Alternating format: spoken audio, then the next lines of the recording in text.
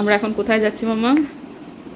এখন প্যান্ডেল হবে I guess, Jagaddhatri ঠাকুরের পুজো দেখতে। নমস্কার বন্ধুরা, আমার নতুন ব্লগে আপনাদের সবাইকে স্বাগত জানাই। চিন্তা করবেন না, টুকু সোয়েটার পরবে, একটা ঢোলা ঢোলা একটা কার্ডিগান যেটা আমার, সেটা এই জামার সঙ্গে সে পরে তারপরেই সে যাবে হচ্ছে ঠাকুর দেখতে। বাইরে এখন পুরোপুরি শীতবস্ত্র না নিয়ে গেলে একটু অসুবিধা হচ্ছে, সেজন্যই। তো আমার যদিও ঘরের ভেতর ঠান্ডা লাগছে এবং আমার মনে হচ্ছে না আমার খুব একটা শীতবস্ত্র লাগবে। বেরিয়ে আপনাদের সাথে দেখা হচ্ছে। আমরা ভেবেছি আমি আর টুকুরি যাচ্ছি, ঘুমপাতে যাচ্ছে না। একটু আগে না, মানে ওই কটার সময় ফিরেছে বাবা? ওই 4টে নাগাদ, না 5টা না, তারপর 4:30 নাগাদ সে ফিরেছে।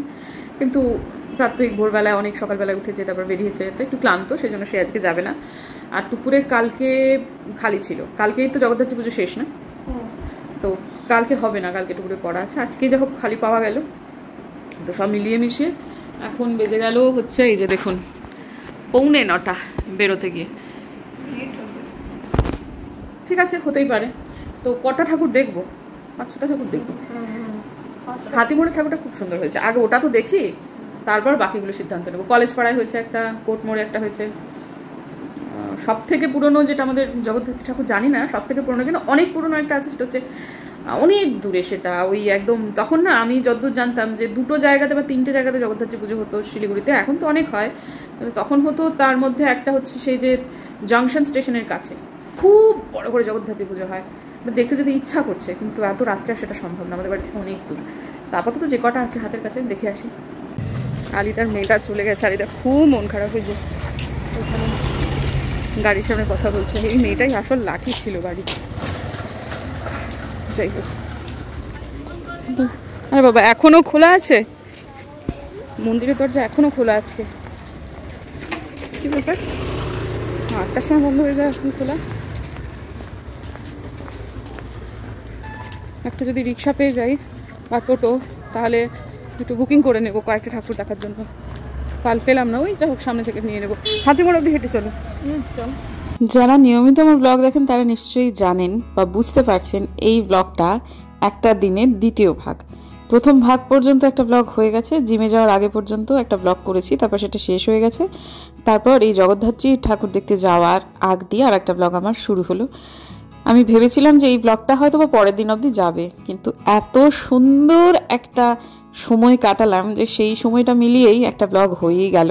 অর্থাৎ একদিনে আমার 2টো ব্লগ হয়ে গেল। এটা হাতিমোড়ের পুজো এবং খুব সুন্দর হয়েছে, গান বাজনা হচ্ছে, যারা গাইছেন তারাও যথেষ্ট ভালো গাইছেন, কিন্তু গানেতে কপিরাইট চলে আসতে পারে, সেই জন্য আর এটা রাখা গেল না। তো এখান থেকে একটা টোটো আমি রিজার্ভ করে নিলাম, কিন্তু একটা ব্যাপার ঘটে গেছে এই টোটোর সাথেই। 200 টাকা চাইলো, বললো যে যতগুলো পারবো দেখাবো, কিন্তু ছেলেটা ভালো চেনেন, আমাকে বললো যে আপনি যদি একটু চেনেন তাহলে জেনে জেনে বলবেন। তা আমিও তো সে অর্থ খুব জানি না।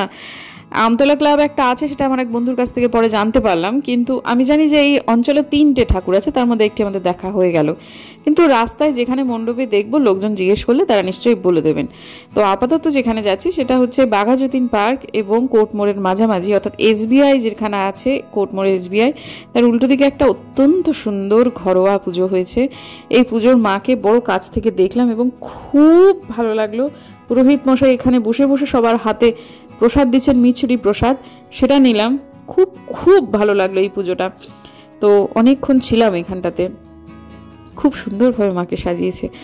একদম রাস্তা থেকে হাত বাড়ালেই মাকে ধরা যাচ্ছে। তো এই মাকে যেন মনে হচ্ছে বড্ড হাতের কাছে, একদম নিজের ঘরের মা, অনেক দূরবর্তী ব্যাপার স্যাপার এটা নয়। তো যাই হোক, তারপর গেলাম হচ্ছে কলেজ পাড়ায় একখানা ঠাকুর আছে, সেটা আমি জানি সেইখানটাতে, কিন্তু সেখানে এই দিক দিয়ে ঘুরে গেলেই তাড়াতাড়ি পড়তো, কিন্তু ছেলেটা একটু ঘুরপথ হয়ে ভিনাস মোড় হয়ে গেল। যাওয়ার পর এই ছেলেটা না এখানে দাঁড়িয়ে গেল, আর ভেতরটা এত সুন্দর করেছে, আমাদের বেশ অনেকক্ষণ সময় এখানে লেগে গেল। বাইরে বেরিয়ে এসে ছেলেটাকে আর কোথাও দেখতে পেলাম না, মানে কাউকে একটা ভাড়া নিয়ে চলে গেছে, এতটুকু এসছে, সেই ভাড়াটাও তো ছেলেটা নেয়নি।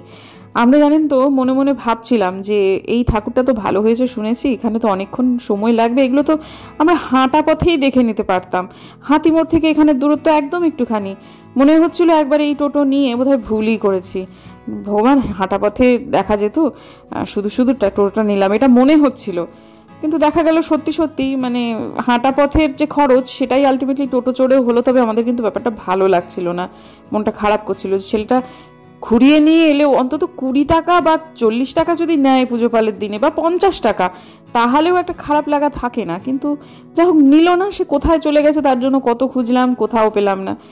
আর এইখানটাতে ওই যে শক্তিপীঠের মানে 51 শক্তিপীঠ, 51 শক্তিপীঠের 51টা ভাগ রয়েছে খোপে খোপে খোপে খোপে, সেগুলো না জানেন তো বাড়ি গিয়ে আমি প্রত্যেকটা লিখে নিয়েছি। এই যে এখন আপনাদের সাথে ভয়েস দিচ্ছি, এরকমভাবে আমি সত্যি এর আগে কখনো দেখিনি। মানে এই কনসেপ্টের পুজো, মানে এই রকম ডেকোরেশন।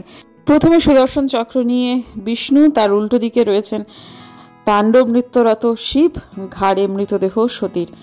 তো যাই হোক, তারপর সতীর 51 পীঠের মধ্যে কয়েকটা জিনিস জানি না, এখান থেকে প্রচণ্ড ইচ্ছা জাগছিল জানার, বিশেষত ভৈরব যে ব্যাপারটা, এই যে ভৈরব কপালী দেবী মহাশিরা, অনেকগুলো বুঝতে পারছিলাম, আমি ভৈরবের ব্যাপারটা বুঝতে পারছিলাম না। শুরুর দিকে আমার মনে হচ্ছিল ভৈরব বোধহয় শিব, বাড়ি এসে ব্যাপারটা নাড়াচাড়া করে দেখলাম যে না, ভৈরব শিব নয়, শিব থেকে উদ্ভূত অন্য কিছু একটা, সেটা পরে বলছি। আর এটা আমার সব থেকে ইন্টারেস্টিং লেগেছে, সেটা হচ্ছে যে বিরজা ক্ষেত্র স্থান পুরী, পতিত স্থান সতীর নাভি, দেবী বিমলা, ভৈরব, জগন্নাথ। ও মা গো মা, আমরা যে বিমলা মন্দিরে পুজো দিই জগন্নাথ চত্বরে, সেটা সতীপীঠ, শক্তিপীঠ, ভাবাই যাচ্ছে না। মানে সবই ঘুরিয়ে ফিরিয়ে সেই একই, জানেন বন্ধু, সবই এক। এই কলেজপাড়া জগদ্ধাত্রী ঠাকুরের যে মণ্ডপটা, সেটাতে বহু বহু মানুষ এসেছেন এবং অত্যন্ত ভালো ভালো কিছু জিনিসপত্র হচ্ছে। সেটা হচ্ছে এখানে কোনো রকম গান বাজছে না, এখানে বাজছে তালবাদ্য। সেটা এত ভালো লাগছে এই দেবী মূর্তিগুলোর সাথে। কত যে মিডিয়া হাউস এসেছে এই ব্যাপারটাকে কাভার করতে, সেটা নিজের চোখেই দেখলাম। যাই হোক, আমি এটাও জানতাম না যে আমাদের ত্রিপুরেশ্বরী সেটাও সতীপীঠ বা শক্তিপীঠ, সেখানে ত্রিপুরেশ নামে ভৈরব, তিনি মাকে রক্ষা করছেন।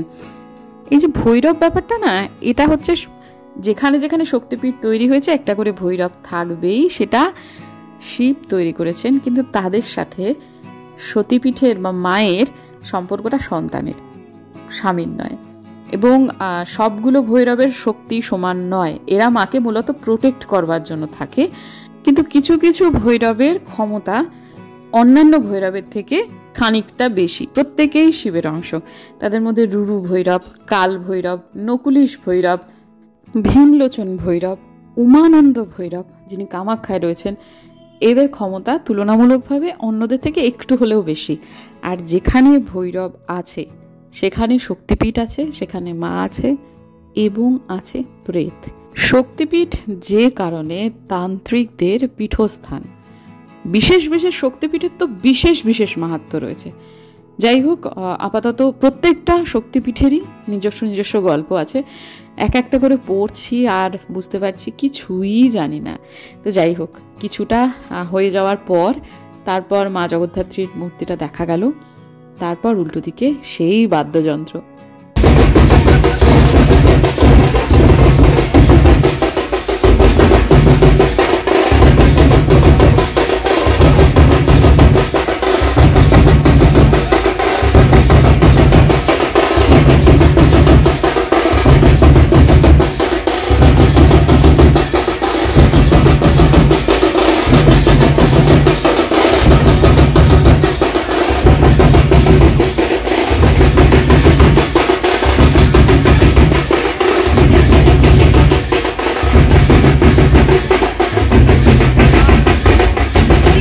ধামসা মাদল শিলিগুড়িতে এর আগে গণেশ পুজো হয়েছিল, এই টুপুরকে টিউশনে দিতে গিয়ে দেখেছিলাম, সেখানেতেও কিন্তু আনা হয়েছিল এবং সেখানেও একটা অন্য রকমের আবহ তৈরি হয়েছে। আমি অত্যন্ত আনন্দিত, জানেন, এই ধরনের যে জিনিসপত্রগুলোকে আবার বিভিন্ন পূজা মণ্ডপ তাদের জায়গায় নিয়ে আসছে। মানুষগুলো যারা পুরনো পেশা ছেড়ে দুটি রোজগারের জন্য এদিক ওদিক চলে যাচ্ছিল, তারা আবার তাদের আগের জায়গায় ফেরত এসেছে। শিল্পকে একটা মানুষ ততক্ষণ আঁকড়ে ধরে বসে থাকতে পারে যতক্ষণ পর্যন্ত তার পেটে দুটি দানা আছে, তার বাচ্চাগুলো শুকনো মুখে ঘুরছে না। পয়সা টয়সা না থাকলে মানুষ কতদিন বা আবার নিজের প্যাশন আঁকড়ে ধরে পড়ে থাকবে বলুন। এই পুজো মণ্ডপ তথা এই ধরনের পুজো মণ্ডপের উদ্যোক্তাদের আমি অত্যন্ত সাধুবাদ জানাই। তারা সব মিলিয়ে মিশিয়ে এই যে পুরো পুজো মণ্ডপটি, মানে এত ভালো একটি মণ্ডপ করেছে যেটা বলার মতো না। খুব চাকচিক্যপূর্ণ নয়, কিন্তু কিন্তু এডুকেট করছে, সনাতন ধর্মের ব্যাপারে মানুষকে অনেক কিছু শেখাচ্ছে। আমি তো অনেক কিছু শিখেছি। এই যে ভৈরবের ব্যাপারটাই আমি জানতাম না। এর আগে একটা জায়গায় আপনারা দেখলেন হয়তো রুরু ভৈরব, ওরে বাপরে, এক একটা ভৈরবের এক এক রকমের গল্প, এক এক মায়ের শক্তিপীঠের এক এক রকমের মাহাত্ম্য। হ্যাঁ, সতীর 51 পীঠ আছে জানি, কয়েকটার নাম জানতাম, অধিকাংশেরই নাম জানতাম না, এখন সবগুলো জানি। এবং আমি একটা একটা করে এখন প্রত্যেকটা সতীপীঠের মাহাত্ম্য পড়তে শুরু করেছি। এবং শিলিগুড়ির খুব কাছে যে একটি শক্তিপীঠ রয়েছে জলপাইগুড়িতে, আমি সেটা জানতাম না, সত্যি আমি জানতাম না। এবারে ওখানে একটা যেতে হবে, বাড়ি থেকে একদমই দূরে নয়। যে কাউকে নিয়ে একটা ড্রাইভার জোগাড় করে, তারা প্রত্যেকেই নিশ্চয়ই জানবে, আমি বাদ দিয়ে বোধহয় শিলিগুড়ির সব লোকই জানে, কিন্তু আমি জানতাম না। আচ্ছা, এক্ষুনি যেটা দেখলেন যে মহারাষ্ট্রে একটি শক্তিপীঠের জায়গা দেখালাম, যেটার ভ্রামরী রূপে তিনি পূজিত হন, থুতনির একটা অংশ পড়েছে, এবং যেটা হচ্ছে বিকৃতাক্ষ, এইরকম হচ্ছে ইয়ের নাম, ভৈরবের নাম। উনি বাপ রে বাপ, এই ভৈরব হচ্ছে অতি ভয়ঙ্কর ভৈরব, মানে খুবই দয়ালু, তারা মাকে প্রোটেক্টই করে, কিন্তু তেজ অতি ভয়ঙ্কর। মানে রুরু ভৈরব, বিকৃতাক্ষ ভৈরব, তারপর উমানন্দ ভৈরব অন্যদিকে খুব বেশি পাওয়ারফুল, কিন্তু রাগের দিক থেকে ভাই এইটা খুব সাংঘাতিক ভৈরব আর কি। তো যাই হোক, কাল ভৈরবের রাগ নেই ততটা, কাল ভৈরব অন্যভাবে খুব বেশি পাওয়ারফুল, কিন্তু এই যে বিকৃতাক্ষ যেটা এক্ষুনি বললাম, এটা অতিরিক্ত রাগী আর কি। তো আর তান্ত্রিকদের বা কাপালিকদের পীঠস্থান নাসিক সম্ভবত জায়গাটা, আমার ঠিক এই মুহূর্তে মানে একটু এগিয়ে গিয়ে দেখলেই হয়, কিন্তু আমার আর দেখতে ইচ্ছে করছে না, সম্ভবতটা নাসিকের আশপাশে কোনো একটা শক্তিপীঠ। আজকের ব্লগটা না বন্ধুরা আমার কাছে খুবই স্পেশাল হয়ে রইল। আমি অনেকগুলো ব্লগের মতো এই ব্লগটাকেও আলাদা করে রেখে দেবো, মাঝে মাঝে আমি দেখবো, যখন ভুলে যাব, নামগুলো যখন মনে পড়বে না, খাতা খুলতে ইচ্ছে করবে না, তখন হাতে কাছে যদি মোবাইল থাকে আমি ব্লগটা খুলে দেখব।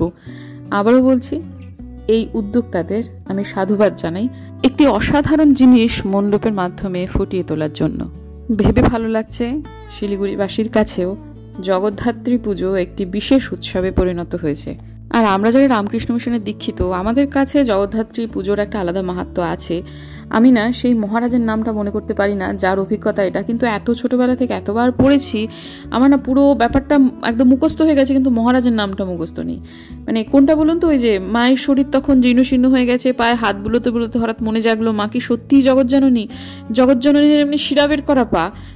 তখন প্রশ্নটা মনে উদয় হতে মুখে কিছুই বলছি না, পায়ে হাত বুলে যাচ্ছি, ধীরে ধীরে অনুভব করতে লাগলাম এ তো একজন বৃদ্ধার শীর্ণ পা নয়, এক যুবতী নারীর সুপুষ্ট পা, পাশে একটা হারিকেন জ্বলছে, তার আলোয় স্পষ্ট দেখলাম আলতা পরা অপরূপ দুটো চরণ, ঘন সন্নিবিষ্ট পরিবিষ্ট আঙুলিতে অন্ধ্রচন্দ্রের মতো পদনখের শোভা, দুটি পায়ে সোনার নুপুরে অনেক মণিমুক্তা খচিত রয়েছে।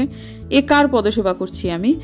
বিস্ময় হতবাক হয়ে চরণ থেকে আমার দৃষ্টি নিবদ্ধ করতে চেষ্টা করলাম মায়ের মুখের ওপর, তাকিয়ে দেখি স্বর্ণকান্তি, ত্রিনয়না, চতুর্ভুজী, নানা অলঙ্কারে শোভিতা জগদ্ধাত্রী মূর্তি, মাথায় মুকুট, হাতে অস্ত্র, তার সর্বাঙ্গ থেকে বিচ্ছুরিত হচ্ছে অপরূপ জ্যোতি। ভালো করে দেখার আগেই মা বলে জ্ঞান হারালাম। কতক্ষণ যে ওই অবস্থায় ছিলাম কে জানে। যখন চেতনা ফিরে এলো তখন দেখি মা আমার পিঠে হাত বুলোতে বলছেন, ও বাবা কি হলো তোর, ওঠ। সেই দিন বুঝিলাম যার পদসেবা করিতেছি তিনি সাক্ষাৎ জগদ্ধাত্রী, তিনি মনুষ্য বেশে আমার সামনে উপবিষ্ট হয়ে আছেন। তো এই যে কোন মহারাজের বাণী সেটা আমার একদম মনে নেই, কিন্তু কথাগুলো মুখস্থ হয়ে গেছে।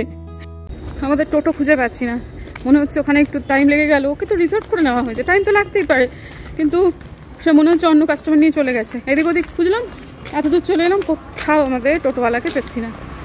অথচ এই পর্যন্ত যে এলাম, একটা টাকাও তো নেয়নি না। এই অবধির ভাড়াটাও যদি নিত তাহলে আমাদের খারাপ লাগতো না। কত খুঁজবো আর, কত দূর চলে এলাম, ওদিক এদিক সব মিলিয়ে। এখানে নেক্সট বলে একটা ক্যাফে আছে, সেখানে এসেছি টুকুকে একটু কিছু খাওয়াতে। পুজোর সময় বেরিয়েছি, না খাওয়ালে হয়। তো আমি নিচ্ছি হচ্ছে দার্জিলিং চা, খুব ভালো চাটা, আর টুকু খাচ্ছে হচ্ছে পেরি পেরি ফ্রেঞ্চ ফ্রাইজ আর পিৎজা, সবটুকুই কিন্তু ভেজ। এটা ওদের চিজ কর্ন পিৎজা না। তো আমার 2 সাবস্ক্রাইবার দিদির সাথে এতক্ষণ গল্প হলো, খুব ভালো লাগলো কথা বলে। ওরা এইমাত্র বেরোলো। যাই হোক, ঠিক আছে, এবার চাটা খাই। খুব ভালো চাটা। একটু আগে যেটা বললাম, বেড়াতে নিয়ে এসছি, কিছু না খাওয়ালে হয়। ওর খুব খিদে পেয়েছে, আর আমার একটু বিরক্ত লাগছে, কারণ আমি খেতে পাচ্ছি না, ও খাচ্ছে। তো আমার দিকে তাকিয়েও না, একটু কিন্তু বুঝেছে, জানেন তো। তারপর মা এক কামড় খাবে নাকি, যেই একবার বলেছে খাওয়াত করে কামড় দিয়ে দিয়েছি। তারপর আবার নিজেই বলছে মা এক কামড় খেতে নেই, যেই বলেছে আবার একটা কামড় দিয়ে দিয়েছি, ছোট ছোট করে হলেও দিয়েছি। তারপর বলছে মা আমাকে এগুলো দিস না। লোভ তো লাগছে বটে, কিন্তু আমার খাওয়া ঠিক না। তো যাই হোক, তারপরে ও আর দেয়নি, সত্যি কথা 2 কামড় খেয়েছি। তো এখন ব্যাপারটা হচ্ছে, তারপর আরও খানিকক্ষণ অপেক্ষা করলাম ছেলেটার জন্য, কিন্তু দেখতে পেলাম না। আর তারপর বাড়ি ফিরতে হবে। বাড়িতে আস্তে আস্তে কিন্তু আমাদের প্রায় 10টার বেশি বেজে গেছে। তো আরেকজন ভদ্রলোকে পেলাম টোটো নিয়ে, তার টোটোতেই চড়ে গেলাম।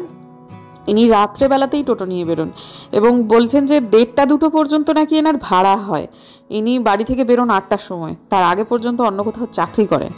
তো যাই হোক, বেশ লড়াইয়ের জীবন বোঝা গেল, কারণ চাকরিতে যান 9টার সময়, 1:30-2 পর্যন্ত টোটো চালিয়ে, হ্যাঁ শিলিগুড়ির মধ্যখানেই বাড়ি, ঠিক কথা, উনি 2টোর আগে কোনো দিন বাড়িতে ঢুকতে পারেন না। তারপর খেয়ে দিয়ে তারপর ঘুমন, মানে ঘুমটা ভদ্রলোকের খুব কমই হয়, এটা বোঝা গেল।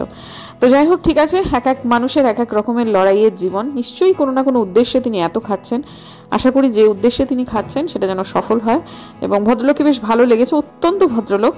আগে যে টোটোওয়ালা ছিল সে যেন একটু মদ্যপ মনে হচ্ছিল, কিন্তু এই ভদ্রলোক খুবই ভালো লোক কিন্তু। তো যাই হোক, শেষ পর্যন্ত খুব নিরাপদে বাড়ি অবধি পৌঁছে দিলেন, সেইটাই রক্ষা। গাছে জল দেওয়া হয়নি, গাছে এখন জল দেবো।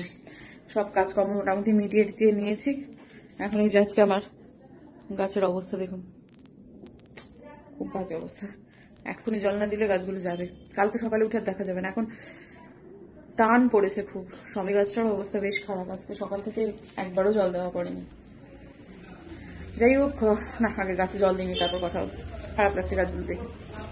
আমার পুদিনা গাছটাকে দেখে খুব খারাপ লাগছে। হয়ে গেল সবগুলো গাছে ভরে ভরে জল দেওয়া, কিন্তু পুদিনা গাছটা কালকে কতটা তজা হবে এটা একটু সন্দেহ আছে। আশা করছি হয়ে যাবে, সবুজ ভাবটা আছে এখনো। আবার এমনিতে খুব শক্তপোক্ত গাছ তো অত সহজে যায় না, কিন্তু বড় তাড়াতাড়ি ঝিমিয়ে পড়ে। অন্য গাছগুলোর ওরকম অবস্থা হয়নি। আমার নয়নতারাও কিন্তু পাতা গুটিয়ে যায়, নয়নতারাগুলোরও অবস্থা খুব একটা ভালো না। এইগুলোকে তুলে অন্য জায়গায় লাগাতে হবে। তার জায়গায় এই জায়গাটাতে শীতের ফুল লাগাবো ভেবেছি। আবার সেই পিটুনিয়া ভরে দেবো, এই 3টেতে পিটুনিয়াই দেবো। আলপনা দিয়ে আমাকে শীতের গাছের ক্ষেত্রে বাধা দিচ্ছে, সে গাঁদা দেবে, গাঁদা তার আর কদিন করে করে দেরি করছে। তো আর ভালো লাগছে না আমার একটু বেরোতে হবে। আর এখানে না 2টো ইনডোর প্ল্যান্ট এনে রেখে দিয়েছি, মাঝে মাঝে এগুলো একটু রোদে দিতে হয়, কিন্তু এটা টপ দেওয়া হয়নি, তো এটারও টপ দিতে হবে।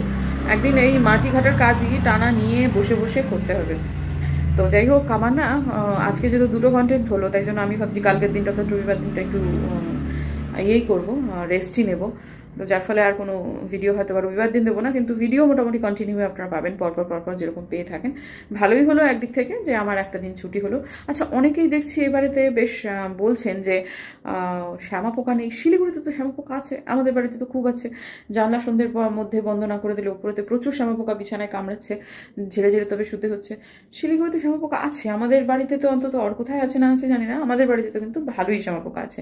রাত হয়ে গেছে, খাওয়া দাওয়া সবার কমপ্লিট। আমরা তো বাইরে থেকে খেয়ে এলাম, টুকুর, তাও আমি 2 কামড় খেয়েছি। আর এখানকার কাজও মোটামুটি শেষ।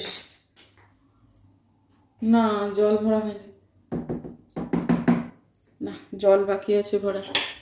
তো সকালবেলার জন্য টুকটাক প্রত্যেক দিন যেটুকু কাজ, আজকে এক্সট্রা কাজ হচ্ছে 51টা সতীপীঠের নাম, ভৈরবের নাম, সেগুলো সব লেখা এবং সে ব্যাপারে একটুখানি পড়াশোনা করা। ওটা বেশ ইন্টারেস্টিং একটা জায়গায় মনে হচ্ছে আজকে পড়াশোনাটা আমার জমবে। যদিও ছটের পড়াশোনাটা এখনো পুরোপুরি কমপ্লিট হয়নি, মানে কিছু জিনিস জানার তো শেষ সীমায় কিছু নেই, কিন্তু ওই আর কি, মানে যতটুকু আগ্রহের মধ্যে রয়েছে ততটুকুই আর কি জানা। তো ছট সম্পর্কে আরেকটু ইন্টারেস্ট আছে, সেই জন্য আরেকটু জানার ইচ্ছা আর কি রয়েছে। তো কিন্তু আজকে আর ছট নিয়ে বিশেষ কিছু করবো না, আজকে এবার একটু ভৈরবকে নিয়ে করি। ওই ব্যাপারটা আমার খুব মনে ধরেছে। আর একটা খুব সুন্দর প্রামাণ্য গ্রন্থও পেয়েছি, বোধিসত্ত্ববাবু আমাকে দিয়েছেন। গ্রন্থ মানে ওটা অবশ্যই অনলাইনেই পড়তে বললেন, তো সেটা পড়বো বাংলায়। পড়ে কেমন লাগলো পরের দিনের ব্লগে অবশ্যই জানাবো। আজকের দিনের জন্য বিদায় নিচ্ছি বন্ধুরা। যদি আমার ভিডিও ভালো লাগে তাহলে প্লিজ সাবস্ক্রাইব করবেন, পাশে নোটিফিকেশন বেলটাকে অন করবেন, যাতে ভিডিও দিলেই নোটিফিকেশন চলে যায় আপনাদের কাছে। দেখা হচ্ছে আগামীকাল, ততক্ষণের জন্য।